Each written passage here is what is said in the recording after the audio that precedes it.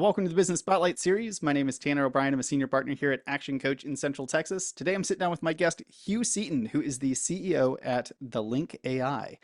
Excited to be jumping in, having some conversation about the business, about entrepreneurship, about kind of your journey overall, Hugh. So I'm excited to have you here. I just want to say thank you first and foremost.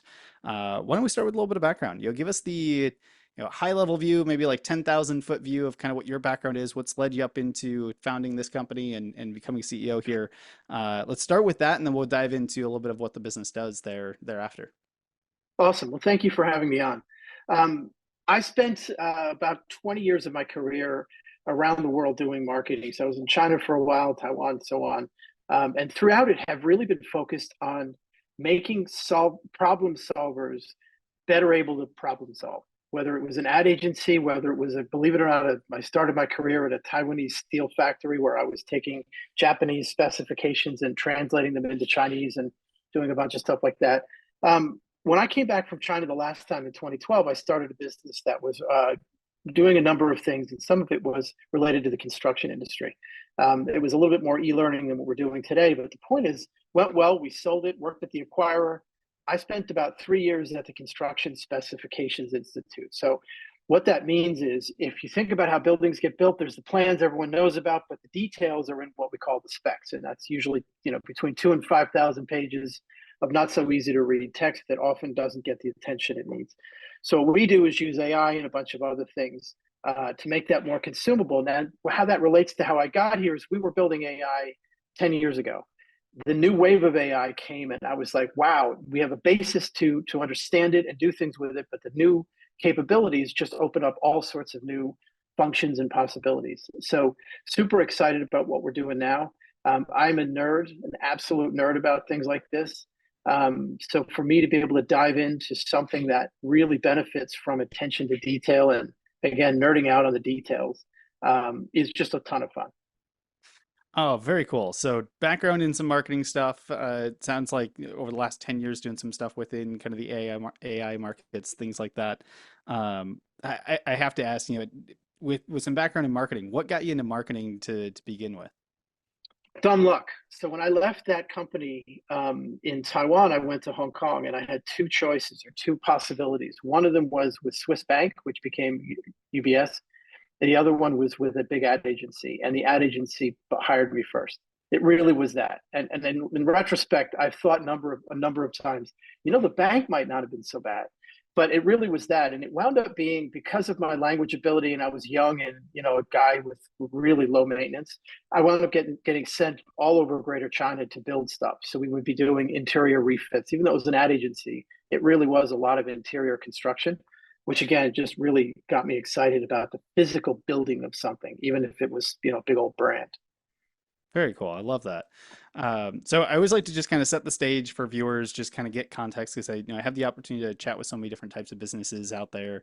And generally speaking, what is I'll call it current ownership structure look like? And I mean this by, do you have business partners? Yeah. Is this a bootstrap type thing? Have you brought on outside funding or investors? Kind of what has been that generalized path for starting this company specifically?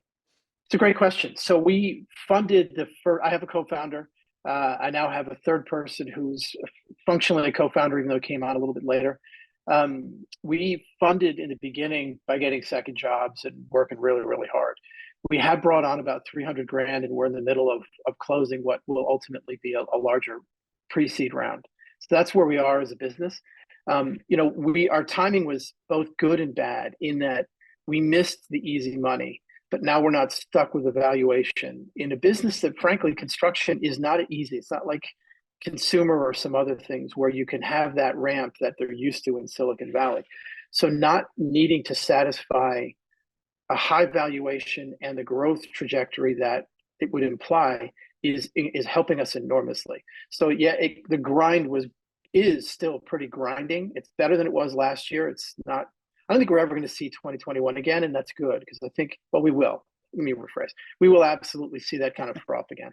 We don't know when, we don't know why, but it'll happen again. But it'll be a while. So I think it's better to start a business in a trough than at a peak, and we certainly got that one right, whether we wanted to or not. Oh man, I love that so much. How about kind of your role? So you've got title of CEO. What does that look like in the business today? Kind of what departments do you focus on the most? Kind of what hats do you get to wear in the business the vast majority of the time? Yeah, it's interesting because our product is it crosses between the design side of construction and the field side. And I, through CSI, understand that the design side a little more. And my co-founder comes from the field. So in that he was a project manager at a number of big contractors. So both of us play a sort of product manager role. Me a little more on the technical side, because again, back to the nerd. But also ultimately we're selling to people that he was. So he's the voice of the customer. I'm more the voice of how you get it built. But I'm also the fundraiser. And very often it's interesting. I wind up driving inbound and driving the meetings, and he's fantastic at closing. So there's a lot of complementarity that make, and we're so small that it's appropriate that we're not too uptight about whose role is what. I mean, there are moments when we talk to each other about who's doing what, but right now the overlaps are a little bit more about skill than they are about what letters we put behind our name, which Mm. again I think is appropriate at our size and scale, where it's everyone's the chief cook and bottle washer. We're just different parts of the bottle washing process, and that happens over and over again in various components. When it comes to I've been around the business side. This is the second startup I've done, so some of the nuts and bolts is more me. I mean, ultimately, as a CEO, it's your job to make sure the numbers work and the I's are dotted and so on. So definitely, I get to do more of that. It's fine. Like all that stuff looks more daunting than it actually is. It's just doing your homework. Especially if you've got that, analytical kind of mind and understanding how, all the details come together and maybe get a chance to kind of nerd out a little bit. That's definitely my comfort zone is kind of understanding how all the pieces fit together and making sure that they're kind of moving in the right path. And a high tolerance for pain. And high tolerance for pain, yes. So let's talk a little bit more about the business. I always like to, ask the general questions like, who does your business primarily serve? And kind of the way that I want to frame this up for the audience is if I'm in the audience and I'm watching this later on or I'm listening it to later on, how do I know that I'm a really good fit to work with y'all, or I might know somebody that I should refer over? So there's about $2 trillion of construction in the United States right now, of which about a trillion is commercial and or industrial and other things. The numbers aren't quite right, but it's a good guide. So it's an enormous amount of activity. The people we focus on are the project managers and project teams that have to deal with specifications. Now, I mentioned they're long, they're not written to be read. This is not J.K. Rowling here. What happens is in the beginning of the project, of course, they go look at it. They have to understand what they're building. But during the process of building, what we help with is making it super accessible. We like to make the analogy, it's like old Rand McNally maps that are maybe in your granddad's car and you never look at, versus Google Maps, which if you're even a little unsure, you'll check. And that's the big change that we make. So the business is about risk reduction, which it's interesting. People look at construction from the outside and they see these charts about productivity. It's like, fair enough, but ultimately what most people care about is risk, because if you get it wrong, it wipes out any productivity gain. So we help people to understand the risk and also manage it and reduce it across the whole life cycle. So the folks that we talk to the most are, as I say, PMs, superintendents, and project engineers. That's kind of the three levels of a project. Ultimately, as the business becomes more sophisticated, we'll talk to the office more. But the main people to whom we add value are people running a project that's sophisticated enough or big enough that the specs are unwieldy. So if it's a $10 million job or it's an only interior of something small, we might not be necessary because the amount of specs, just you can handle it.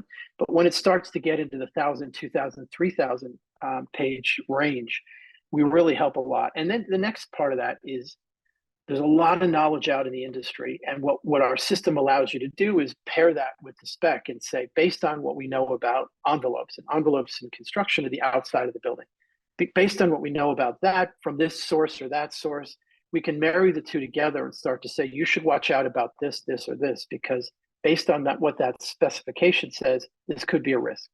So a lot of it is taking advantage of this new wave of AI. We've spent a lot of time with this, tuning the system, making it work, but also making it so that you can really start to bring in the incredible amounts of knowledge that are in field teams right now, both so that they can do their own jobs better, but also so they can start to pass it down to folks that are also on the team. Very cool. And so at this point in time, are there many other competitors out there that are trying to build the something similar to what y'all are doing? Or what would you say kind of is the biggest competitor that you would face out there for those that might be interested in using the system? Yeah, so we have a couple of components, and one of them there's a competitor that we're not going to name who it is, but they do one of the kind of low level things that we do. They've been around a little while. The truth is, right now, I'm more worried about I'm more worried about one of the big AI folks and how fast they move. So it's one of the reasons I mentioned a moment ago that one of our points of focus is to make it possible and actually attract and license outside content and outside information about how to execute. So we're not relying on the AI itself, because nobody at our stage is building their own AI, even if they say they are, they're not. Half the time when they say it's AI, it's another technology, but that's a whole other story. What we do is say, great, the engine might come from OpenAI or from Mistral or whoever, but what we're building around it is real IP and is really valuable. So I don't want to sidestep the question. The reality is specs are boring. They're not like drawings, which have been done to death, and they're really good. Like things out there to help you manage construction drawings are really, really good. Up the road, Procore is a great example of that. Specs have tended to get a little bit less love because it's data. I mean, not even data, it's long documents. So it doesn't protect us so much, but it does mean there are fewer folks out there paying attention to it. That's changing, like it always is. But right now we feel like we've got a lot of advantages, both from my relationship with CSI as well as just the things that we've done as a business to build a pretty high quality product. Awesome. So I always love to ask you questions around marketing, and given you've got a little bit of background in marketing for your business, what have you found to be like the most effective when it comes to getting in front of that target market, getting in front of some of the project managers? What has worked, or has there been anything that you've tested that just hasn't really been a good fit for this type of industry? But what are some lessons you've learned along the way with regards to marketing? Yeah, so let's take marketing in a couple of pieces. One of them is just awareness. And you need to be okay with boring people. You need to be okay with, if you're on LinkedIn, which for us is the best place to be, as opposed to Facebook or X/Twitter. You need to be okay with the fact that the usual suspects who you see a lot are going to see a lot of you. Otherwise, the real people you care about, who don't spend all their time thinking about software, are never going to see you. So you kind of have to overdo it, and that makes people uncomfortable. But that's a really old idea in marketing, is if you're trying to reach a really diffuse group that doesn't consume a lot of media, you need to flood them a little bit. So that's kind of point one. The other one, not really marketing, but the other tail of marketing is outbound and trying to reach people to make phone calls. Email works kind of. Nothing beats a phone call. Like at a time in American society when no one wants to make a phone call, construction is absolutely an exception. The phone, because these folks are usually on a site somewhere. They're usually on their own, calling all over. It's just so part of how they do their job that calling them is probably I don't want to say the only way, but it's by far the most effective way. So in our case, there isn't really good construction media. There's a couple of magazines that have some readership, but it's not like some other industries where, like Adweek from my old world, it was pretty reasonable to expect anyone you cared about in the advertising world probably either read it or someone would forward it to them, kind of thing. Not really true in construction. So you don't get to go. ENR is the Engineering News Record is probably the big one, and it's a good property, but it doesn't get you a lot of reach. So you got to do it some other way, and it's a blend of things. The other thing that's interesting is in person really matter. It matters everywhere, but it really matters here. There are a ton of conferences in construction. And what's interesting is the associations and unions are doing an amazing job. The Association of General Contractors is the one I'm thinking of on their own, as well as the Association of Building Contractors, ABC. So those are two that I'm mentioning, and I'm sure I'll piss off folks I'm not mentioning. But they all do a great job. You know, the Mechanical Contractors Association, the National Electrical Contractors Association. I am going to stop now, but they do a great job because the point is to it is unequivocally about making their members and people that show up better at their jobs, as opposed to, you know, someone who does conferences for a living where they may charge a lot and they're not so worried about the experience of you know what I mean? Like they're not there to make the person who shows up better. They're there to make a buck. Because of that, the associations wind up just doing a really good job and wind up being a great way to go reach who you need to reach. But it is a grind. There's a lot of people, and none of these are 10 that well. One or two of them are kind of big, but most of them are nowhere near as big as you wish. So you got to get out there a lot. Oh, it's fun to kind of hear the context of, you know, the general theme in marketing is you got to go find the prospects where they are, and knowing this industry and, you know, being able to articulate, well, they are on their phones a lot, so it makes sense to make a phone call, like they'll actually connect versus, you know, some other industries that may not be necessarily the case, and in person Yep. is still really important. Do you, outside of like conferences and things like that, have you found any really effective ways to be able to, you know, collect some information and be able to make some of these phone calls? Is it, you know, more kind of buying lists and that sort of thing? Is it warm databases you already have? What have you kind of found before you can like pick up the phone and make some of the calls?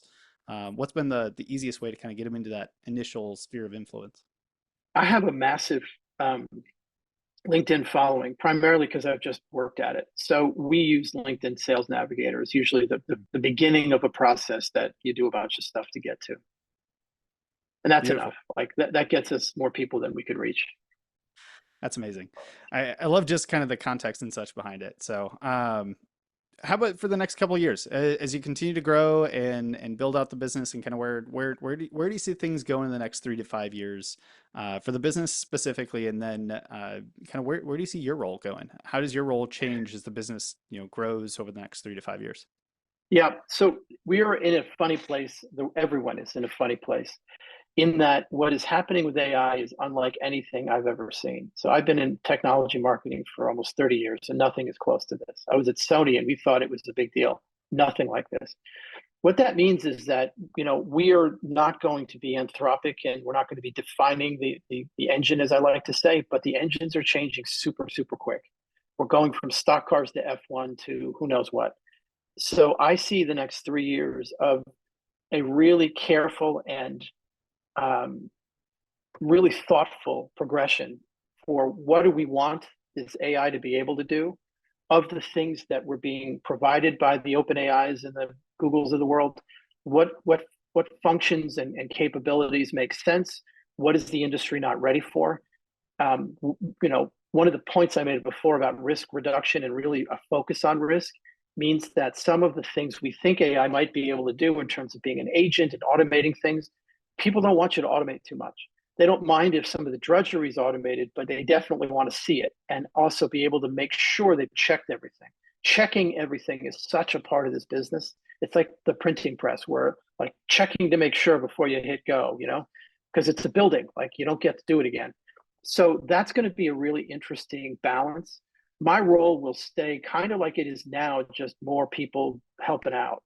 You know, I will be sales guy number one for the next 2.5 years for sure, and also technology instigator for at least that long. Again, I happen to really love technology and spend a lot of time on it. The interesting thing that I often am doing is saying, we built this product. What about prompting better? Or what about integrating this better? So not really changing the code, but changing the use of it. That's never been a factor, not really, in software. It suddenly is. Like you don't have to write more code to make the underlying thing more useful. You can show people how to use it better or automate kind of some of the prompting and some of the questions. So there's a long road ahead of just figuring out how to make what we already have useful while the underlying, like every 2 months, they're doing something new. Like voice is now way more an issue than it, or way more a possibility than it was. Video isn't really what we do, but who knows? Maybe, you know, create a quick training video for how to do this inspection. I'm not sure I would trust an AI to do that, but that's today. Who knows in 18 months? So it's a balancing act between, as I say, what the capability is, but also really understanding the, you know, hallucinations were a thing. they're more or less solved. They're certainly solvable at this point. What's the next problem? What's the next risk that AI uniquely creates that we don't pass on to our users and our customers, but manage for them so they're still getting the benefits, or at least some of the benefits, without taking on a new risk that they don't really understand how to deal with. So that's going to be a lot, and it's fun. It's a great time to be in software. It's a great time to be thinking about how do we make construction better, faster, more efficient than it was, knowing as we do that it's a way harder problem than people from the outside of the industry usually think it is. It's just, there's so much complexity, there's so much interrelationships between things that you can't swoop in with great software and solve the problem. It's part of a way bigger set of solutions. Mm. I'm curious on your thoughts with the technology moving at such the fast rate that it is. Does that cause it to be more difficult to kind of plan over a 2-3 year period, or given the fact that maybe human behavior and some things that people want doesn't necessarily go as fast as some of the technology does, that being able to have the technology go fast enough, you can kind of rein it back and say, well, here's the path forward because we know that human behavior is not going to go that fast. What's kind of your thought on that? So great question, because I think human behavior is underestimated as a huge factor in here. But the other thing is, just because the software or the AI can do a thing doesn't make it useful. So one of the problems we often have in AI is it's really easy to do a demo. It's really hard to build a product. And I'll give you as an example. I distinctly remember in 2017, everyone thought we were going to have self-driving cars everywhere in 2019. Not so much, because it looked good in a demo when the number of variables was this big, but the world is, not quite unlimited, but a lot more. That's true here too. Just because OpenAI can do a thing that, for a consumer who doesn't care if it doesn't get it right, doesn't mean we're going to use it yet, which is one of the reasons why a lot of AI isn't really at the enterprise level yet. It's getting there this year as people have worked that out. So again, just because they've figured something out, and for like a marketing person to automate their social media posts, it doesn't matter if something gets missed or this, or it's just that the bar is lower. So a lot of what we're doing has legal ramifications. So specifications are actually part of a contract. So one of the things we do that really makes the difference is you can click on an answer and it'll show you where it came from. It'll show you the underlying legal document. That's just an example of how we make sure we're not creating new risk. So I think that we'll see what gets done. We'll see what gets produced. Like I mentioned a moment ago, wouldn't it be cool if I could point at it and say, hey, make me a training video? I would never trust it though. Like, it's just, the world doesn't work like that. And I think it's going to be a while before it does. So that user behavior is one thing, but the other thing is it even ready for us yet? Even though it can do something cool in a well-controlled environment, am I going to let it loose on a job site or with a group that doesn't have a lot of patience for things that get them in trouble? They're actually remarkable. I'll tell you, I find construction project teams are all looking for how to do it better, faster, more efficiently. All of them, all the time. These are people that often are finishing their work at 9 o'clock at night after the kids are in bed, and they'd love to not have to do that. Or they're up at 4 a.m. to drive to a job site. I mean, it's just all sorts of craziness. So for them, they all want that. But what they don't want is to find out 4 days later that the thing they thought was resolved is now a new thing for them to worry about. You know what I mean? So I think that's our job, is to really do the hard work of understanding how to corral whatever this new capability is so that it's helping and it is a net good. And it isn't even a net good. It is completely a good. There's no little thing that they're worried about. And that takes a minute. That's some really good insight. I appreciate you kind of walking through that. Well, I know we've certainly covered a lot of ground in our conversation here. I want to shift us over to just a few rapid fire questions as we kind of start to round out the conversation. And for you, when you look back on kind of your journey through your career, through building this business, through previous business, et cetera, what would you say for you has been kind of your key to success? Two things. One, high tolerance for pain. I know that sounds like, an Instagram headline, but things aren't easy. If they were easy, they'd be easy. It's okay to grind through it, and you just kind of got to know that it may suck right now, but you're going to get through it. And whatever the thing is, it's probably, things that suck are often worth doing. They're often, what is it they say? The Stoics say the obstacle is the way. So a lot of times there's no better way than going through the problem rather than avoiding it, whatever. And that's it. That operates on a lot of different levels. The other one, though, is being willing to take risks. Is that, you know, going from a corporate job, which I had for a long time, to running my own business, or, you know what, hanging up your own shingle, even as a solopreneur, is really, really different. And it's a lot more of a risk than people think it is. And it feels like more of a risk than it looks like from the outside. And I think, you know, anyone who's considering doing that, you got to give yourself 6 months to kind of really reset how you operate. And I went through that. It didn't take me only 6 months.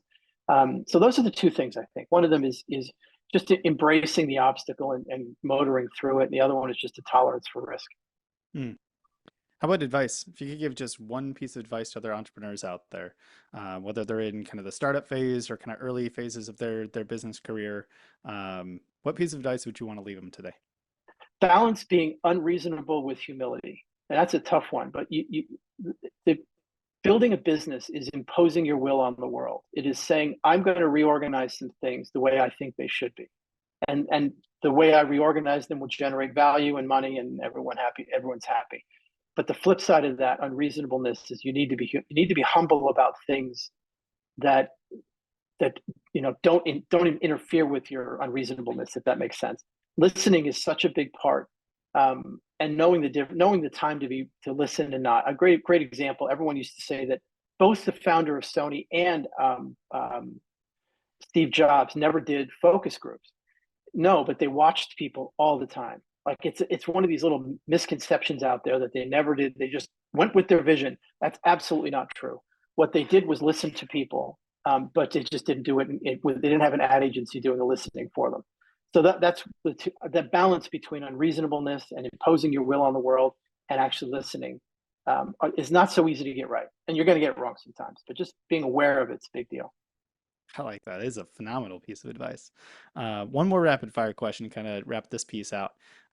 What's one book that you would recommend for the audience? It could be something that you're currently reading, have you read recently? It does not have to be business related if you don't want to, but anything that you'd recommend for the audience. Yeah, there's a phenomenal book. There's honestly anything good on philosophy that's not new. If it's written by current philosophers, it's impenetrable. It's like specs. But there's a guy named Will Durant who wrote a couple of really good books. There's one in particular called The Logic of Real Arguments. And it's just so good because it teaches you to break things apart and think more clearly. I got to that sort of thing in my 30s, and I wish it had been part of my undergrad. It wasn't. But that sort of thing helps everywhere. And it really helps you pick apart what people are saying. And it also helps with the contract, believe it or not, which as a CEO, you can't avoid reading contracts. It drives me nuts when people think they can get away without that, but you have to read it all. But the point anyway, the broader point is things that help you to think as a skill as opposed to what to think.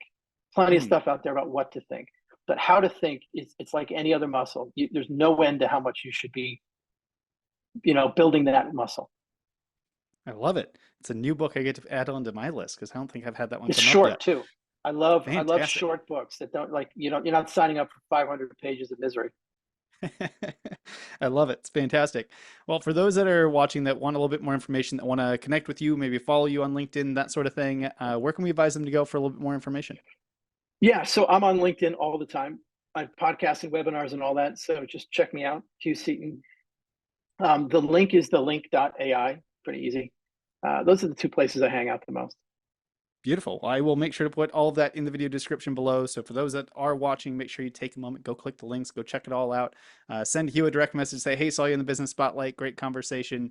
Make sure you make some connections here. I think that's always one of the best things about this particular series. So Hugh, I always like to wrap out with one final question, and that is simply, what is most inspiring to you today? I'll be honest, when I see people overcome struggle, I love that. Everything from a woman I once talked to who was talking about how in a previous relationship she'd always been overshadowed, and she was in the middle of discovering how to have her own voice, to sports where people overcome something and you know win, or what we do in the startup world all the time. But I love seeing people overcome something and you know win or succeed or get through it or whatever it is. Just the human ability to get through things and overcome, I think is just always inspiring. And I love seeing that. That's fantastic. Hugh, I want to say thank you again. It's been a genuine pleasure. I'm certain we could probably sit here and go really deep on some additional things here, but for sharing a bit of your story here today and about what y'all are doing and up to, it's just been absolutely fantastic. And I want to say thank you again for taking the time. Thanks for having me on. It's been an honor.